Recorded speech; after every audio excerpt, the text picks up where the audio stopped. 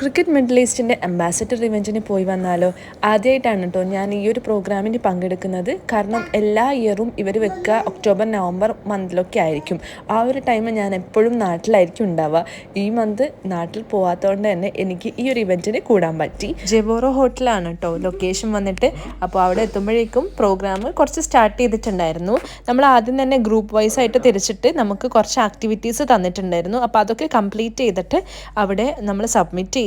Cricket middle ഈസ്റ്റിൻ്റെ എല്ലാ ഓർഗനൈസേഴ്സും ഉണ്ടായിട്ടുണ്ടായിരുന്നു. അപ്പോൾ അവരൊക്കെ കാണാനും പറ്റി, പരിചയപ്പെടാനും പറ്റി. അതുമാത്രമല്ല ഒത്തിരി നല്ല വെറൈറ്റീസ് ഓഫ് ഫുഡും ഉണ്ടായിരുന്നു. അപ്പോൾ അതൊക്കെ എൻജോയ് ചെയ്തു. നമ്മളൊരു 5 പേരുണ്ടായിരുന്നു കേട്ടോ മലയാളികളായിട്ട്. അപ്പോൾ നമ്മൾ പെട്ടെന്ന് തന്നെ കൂട്ടായി ഒരുമിച്ചിരുന്ന് ഭക്ഷണമൊക്കെ കഴിച്ചു. ആഫ്റ്റർ ദാറ്റ് നമുക്ക് എല്ലാവർക്കും കോംപ്ലിമെൻ്ററി ഒരു ഗിഫ്റ്റ് തന്നു. ഒരു ബാഗാണ് കേട്ടോ തന്നിട്ടുണ്ടായിരുന്നു. അതിൻ്റെ അകത്ത് കുറച്ച് ഗുഡീസൊക്കെ ഉണ്ടായിരുന്നു. പിന്നെ ഞങ്ങൾ ചെയ്ത ചലഞ്ചസിൻ്റെ വിന്നേഴ്സിനൊക്കെ അനൗൺസ് ചെയ്തിട്ടുണ്ടായിരുന്നു കേട്ടോ.